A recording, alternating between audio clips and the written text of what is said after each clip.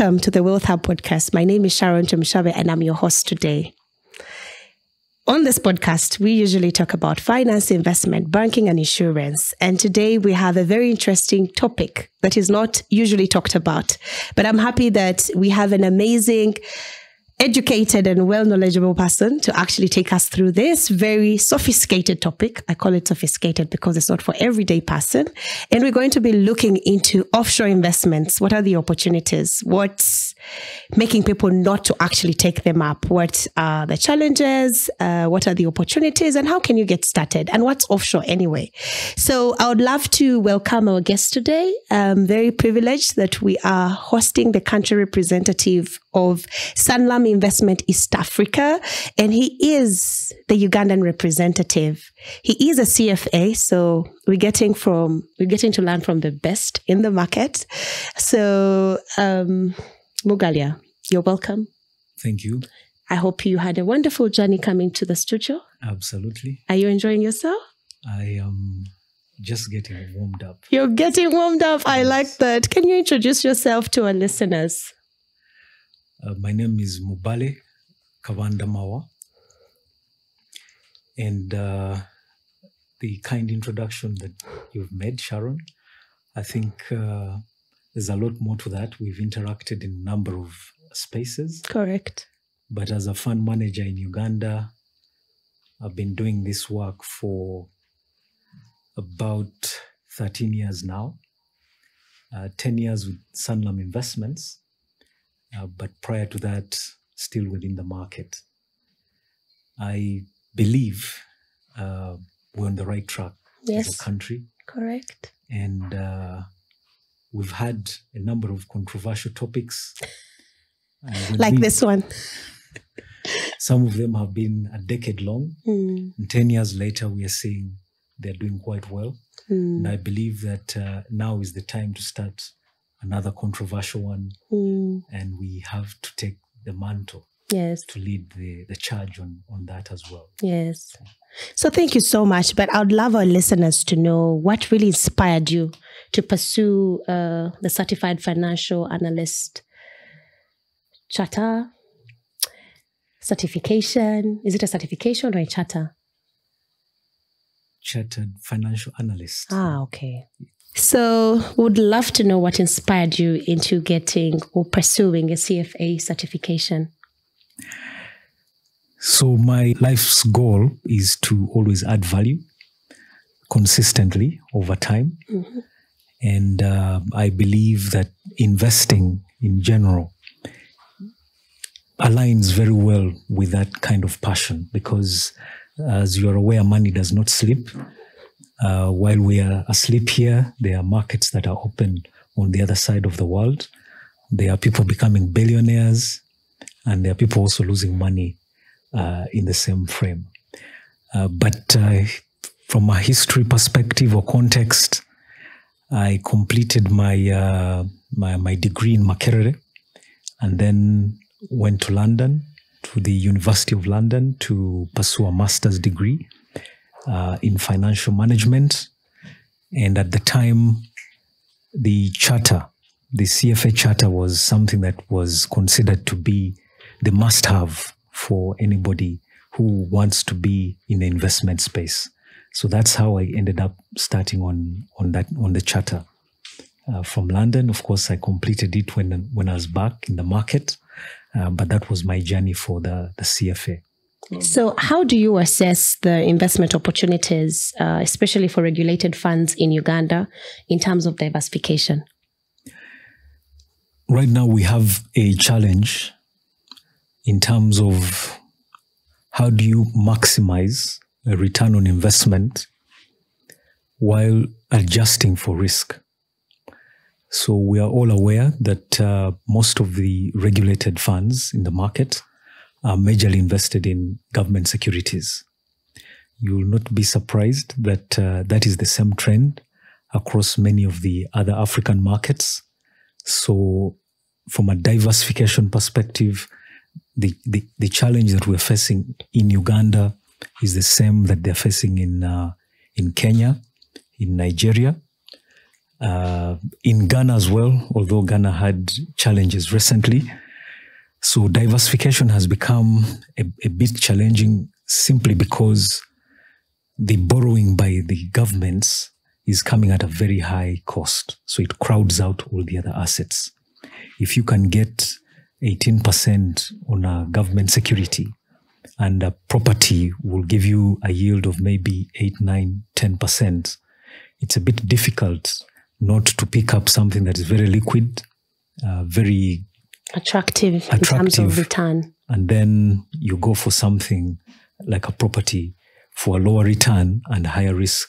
And you cannot buy and sell these properties in a very short period of time. So diversification is important generally as a principle. And I think the case for Ghana has highlighted that. Okay. However, we have to do it mindful that we're not operating in a bubble. Yes. Now, definitely at some point, we have to start having serious conversations on what else can we do. Within Uganda, of course, for the pension funds, we are limited to invest only within East Africa. Oh, okay. Only so there's a regulation barrier there are regulations. But when I was talking to some of my counterparts, particularly in Southern Africa, that is Botswana and Namibia, they are investing 60, 70% into offshore markets. Yeah, at least I know a South African pension fund that invested in a Ugandan mall. Yes. And it's a pension fund, and they came and invested in Uganda. Absolutely. Yeah, okay. Yeah, so we have to look at that. And the other aspect that is going to come out a bit more prominent, as I think I did mention that we recently formed a Pan-African Fund Managers Association. And congratulations. Yes. On becoming the secretary. Yes, as a founder member of that association. And one of the items that we are looking at across Africa is issues of sustainability, the environment. ESG is relevant to us as fund managers within the African continent. So that is another element that we're thinking about in terms of diversification, some of options. But again, some of them might be considered either fringe or offshore. Okay. So we have to talk about how best do we diversify and still remain competitive for our clients. So are there any plans in Uganda specifically to revise these regulations to encourage offshore investments? To my knowledge, I think there is a thinking around it. A thinking, okay. But not a bad start. How to get the laws changed, how to improve on them, that's a process. We've had a number of regulatory processes around pensions, around the capital markets in Uganda, and they take time. So leading the charge, we have to do our part, keep asking, yes. keep be at the forefront of any of these changes and remain relevant and say, if you look over here, things did not go according to plan. Yes. It doesn't mean that we did not think about it. Yes. But I think we're now mature enough to start talking about. I like maturity, that you bring the word maturity, yes. because there are reasons as to why these regulations are there. So I also appreciate that actually these regulations are there to protect investors, especially on the risk side. The regulations are different in different countries. So for you to mitigate risk, you wouldn't want probably savers, like especially retirement people, to risk their money out there. We are in the age of information and technology. I think so much has changed now, given 10 years before. Probably it was hard to know what's happening in Nigeria, what regulations are there. But with the Pan-African Fund Managers Association, probably there are laws that can be done to ensure that there's protection for the investor as well. Because we are in a time where the world is becoming a global market and it's opening up. And the faster we think about these things and action and do something about it, we get there. Otherwise, when you compare let's say, the East African fund management and the regulations versus the other developing economies like the Southern Africa, you see that there's actually a very big difference. Not really, actually. Okay. Not really. And you'll be surprised that the same issues they're facing are the same ones we actually have. Okay. So, for example, like in Botswana, they are now thinking about reducing the amount that you can expose yourself to offshore. Oh, okay. In the name of, we need to build the country. Yes. I think that sounds very familiar capital to us. retention. Something like that. And with a lot of the education that has gone around, the certifications, most of these are taught with a blueprint of the developed markets. However, as practitioners within the continent, then we have to separate what can actually work well for us and what maybe is a little bit ahead of us. Nonetheless, that gap is closing very, very fast. But the question I keep asking myself is, you know, on an annual basis, we have people becoming millionaires and billionaires. And I ask, where is Africa's position in that space? You know, we have investors in Uganda, investment funds from Europe, American funds, Australian, South African coming to Uganda to invest. Where are we? Why aren't we owning parts of businesses that we feel are very good abroad? The thinking is the same. You just have to be a part of a good business. You have to work hard to find them, but it is high time that we do that work. And I believe that we now have enough professionals to guide that journey. It's always not the smoothest, but whereas we had an information gap and also an ethics gap, but we've bridged those gaps in terms of ethics, in terms of understanding, in terms of communication. That it is high time we start to think about African billionaires owning maybe Twitter or Tesla or Microsoft. Why don't we have a Ugandan owning 5% of maybe Procter & Gamble? And he's one of the richest persons on the continent. We've seen a couple of billionaires in Nigeria. Most of them actually own listed companies like the banks in Nigeria. The rich guys in South Africa, they also own big businesses. They own 3, 4, 5% of big listed businesses. Where is our participation in that space? I love that. But I think our starting point can be on the individual side. If the pension schemes are not able to do that, are individuals able to actually take up these opportunities offshore? Absolutely. Uganda is, we have an open capital account. You can... Is that Sanlam or Uganda as the country? Uganda as a country. Okay. Yes. Okay. Uganda as a country, we have an open capital account. You can move your money into the country and out without any restrictions.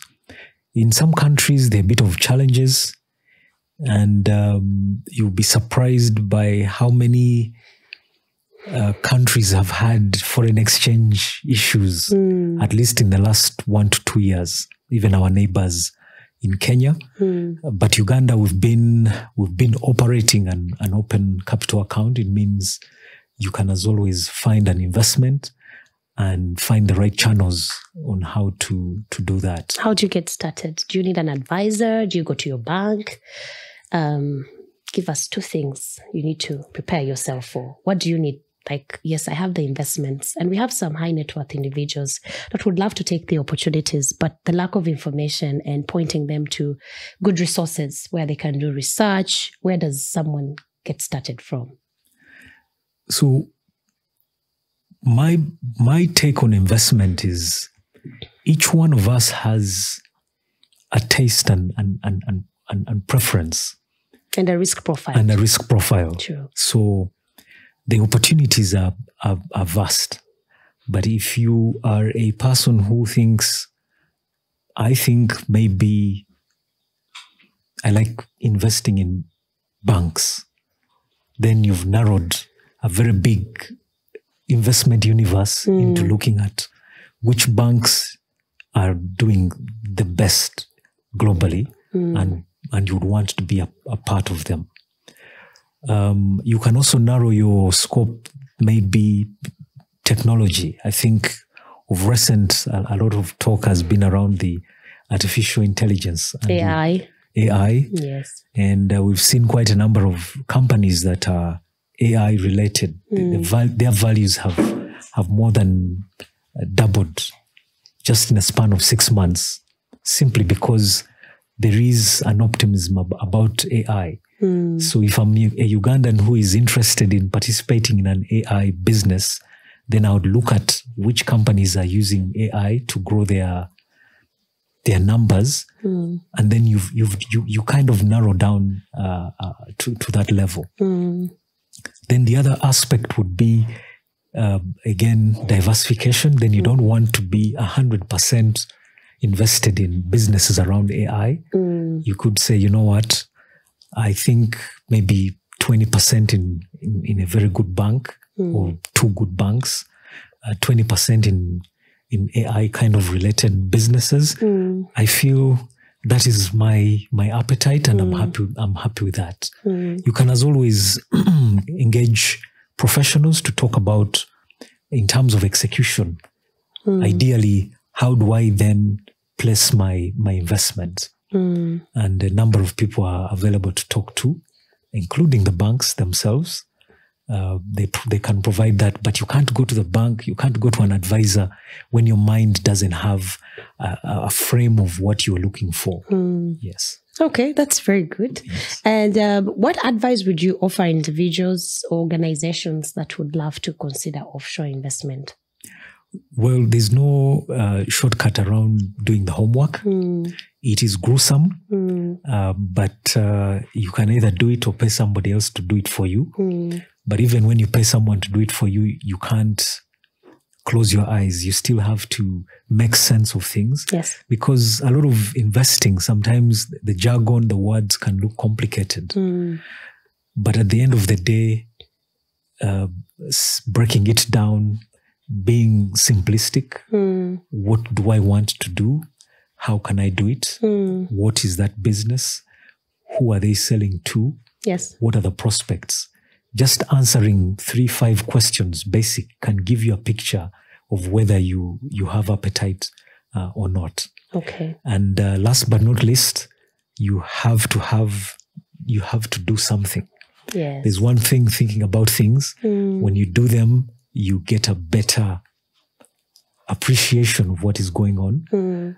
If you're looking at AI businesses and you have, even if it is 1 share of Google, you would probably be in a much better position to understand the AI space, because as a shareholder of Google, you are able to, even attend their AGMs online and ask questions. Yes. And understand how best to navigate that space. Okay, that's wonderful. So before we drop off, I would like you to share with us about Sanlam and the income fund that you're running. Yes. Our listeners should listen and get to know that there are local solutions you're actually managing locally. Absolutely. You are aware we are the largest fund manager in Uganda and East Africa. We now manage in excess of 2 trillion of assets. Whoa! Of Ugandans' money. Okay. And nice, good to know. Collecting that from Ugandans, as you can imagine. 2 trillion, guys. 2 trillion. To us, it's a testament of trust. You're so humble. We should have started there. Well, when we get to 5 trillion, I think then we will have a cause for celebration. Okay. So we're shooting for the sky. Okay, that's good. And when I joined the business 10 years ago, we were managing about 200 So we've had exponential growth, and part of that growth has allowed us to bring on board a unit trust, which gives us an ability to serve retail customers. Initially, you think they're all going to be retail, but eventually you find that they are actually corporate customers as well into the unit trust. So the unit trust is a very straightforward investment vehicle where we just we make a good return for our investors by pulling their funds together and invest them in low risk assets in order to generate for them a return on investment. So it's that simple. What's the minimum amount to invest? 100,000. Are individuals allowed to invest? Absolutely. Okay. We welcome individuals. We are always trying to find them. Okay. And we are happy with those who have come on board, and we have a healthy pipeline. Yes. And we're excited about the growth that is coming through. And I'm also happy to note that Legacy Hills Investment is a partner to Sanlam Asset Management. So in case you want to have access to more information, just drop us an inbox or send us an email. We'll be able to put you in touch with Sanlam, or our advisors are actually able to help and support you on how to get started with your first investment account, or in case you're looking for diversification, it's a place you can look for. And I would love to thank you. As always, I love to thank our listeners, because without you, we can't be here.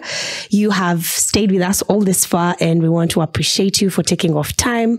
Subscribe to our channels, follow us, let us know what topics you want us to talk about. Let us know of those people that you want us to host on the show. And I am very delighted that we have people like you that come on this podcast to actually educate people about sophisticated topics like these ones. It's our duty to do so. And thank you so much. And I'm very sure very soon in the near future, we'll have more conversations around investments, and we'll be happy to have you back. A pleasure to be. Till next time. Bye for now.